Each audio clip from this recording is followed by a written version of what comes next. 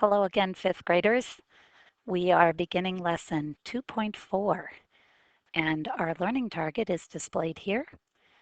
Today, you will be learning how to multiply by positive and negative powers of 10.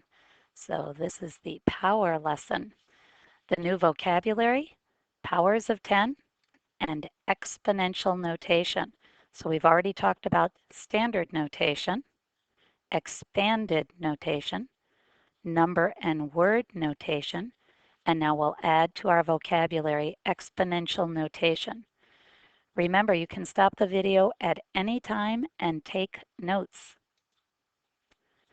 So powers of 10 are the numbers that can be written using only tens and tenths. So when you see 10 to the second power, 10 to the third power, these are powers of 10. When you see 10 to the negative first, 10 to the negative second, these are the tenths. So we have learned that exponents represent how many times we're going to multiply the base by itself. So in a number like 10 to the third power, the base is 10, the exponent is 3, and 10 to the third power means 10 times 10 times 10. If we see 10 to the negative third power, it means 1/10 times 1/10 times 1/10, or 1,000th. Numbers written with an exponent are in exponential notation. So that seems pretty straightforward. When you see 10 to the second power, that's written in exponential notation. So here is a chart showing some powers of 10. To the left, you see the positive powers of 10. 10 to the 0 is 1. 10 to the first is 10. And now you see 10 to the second represented 10 times 10, which is 100. 10 to the third, 10 to the fourth. To the right of the decimal point, you see the negative powers of 10. So 10 to the negative first represents 1/10, written as a fraction, as a decimal. 10 to the negative second, written as 1/10 times 1/10. And when you multiply that, you get 1/100th. 10 to the negative third, 10 to the negative fourth. So right now, I'd like you to stop the video and look for some patterns in the table above. Look to the left of the decimal point and to the right of the decimal point, and note any patterns that you see. So look at that table. Is there a relationship between the number of zeros and the positive power of 10? So look to the left of the decimal point. Is there any relationship between the number of zeros and the power of 10? And look to the right of the decimal point. Is there a relationship between the exponent and the number of digits after the decimal point? So with the negative powers of 10, is there any relationship between the exponent that you see and the number of digits after the decimal point? Again, be looking for patterns, asking questions, so that when we talk about the lesson, you can let me know what patterns you see. When you are ready, restart the video and watch how I rewrite some multiplication problems to express the 10, the 100, and the 1,000 in exponential form. So I have 5 times 10. I'm going to grab my pen. And 5 times 10, I'm now going to write it as 5 times 10 to the first, which equals 50.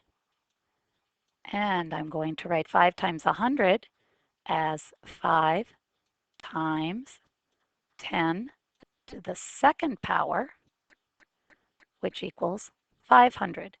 So 5 times 10 to the second power is written in exponential notation because I've got that exponent. I'm going to use a dot for my multiplication sign now.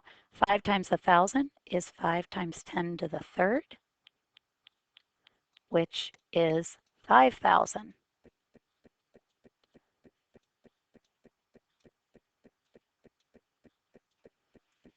All right. And I'm going to do the same thing. I'm going to rewrite some multiplication problems to express the negative powers, 1/10, 1/100th, and 1,000th. So let's go on. Use my pen again, and I see my problems are 1 times 1/10, which is the same as 1 times 0 and 1/10. And now I'm going to write it in exponential form.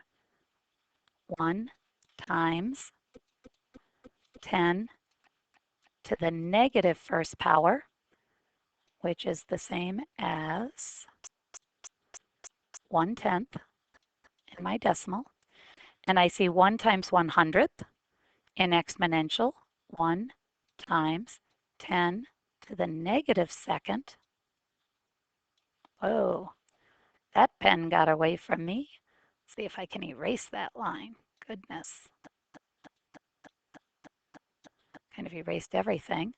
1 times 10 to the negative first, I'll rewrite that.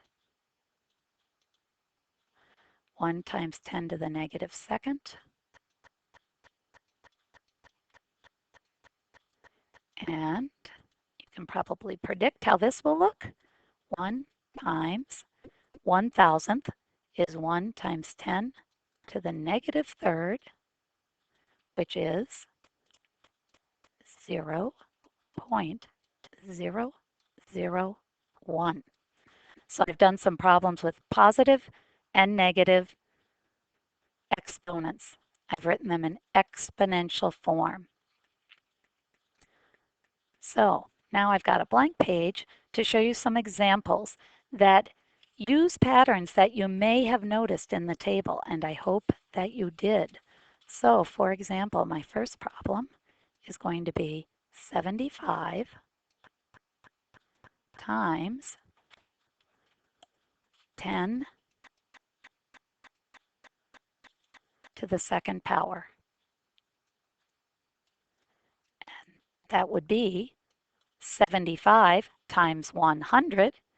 My answer would be 7,500. What if I had a decimal? 45 and 6/10 times 10 to the third power. So it'd be multiply 45 and 6/10 times 1,000 because 10 to the third power is 1,000, and I would have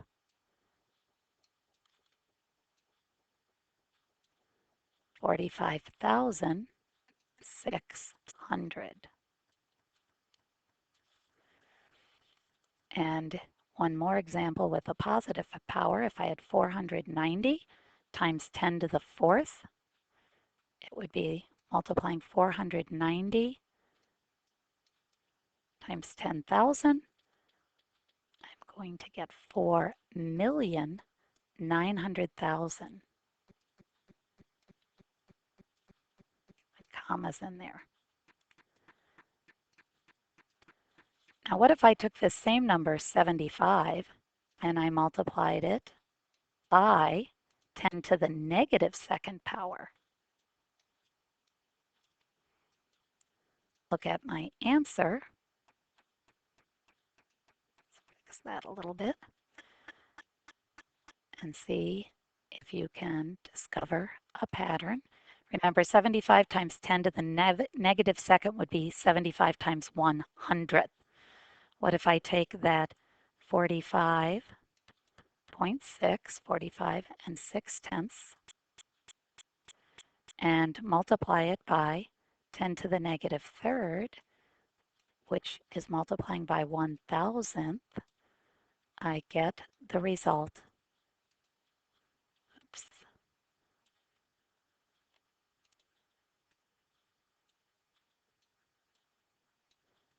of 456 10,000ths. And what if I take that 490 and multiply it by 10 to the negative fourth, which is 1/10,000th, I'm going to get 0 and 0, 4, 9, 0. So see if you can look at these problems and get some ideas, examples, because you'll be solving some problems like this in class tomorrow. So on your note-taking sheet, if you've taken notes and included your patterns, I'd also today like you to include any questions that you have about the lesson. Thanks for watching.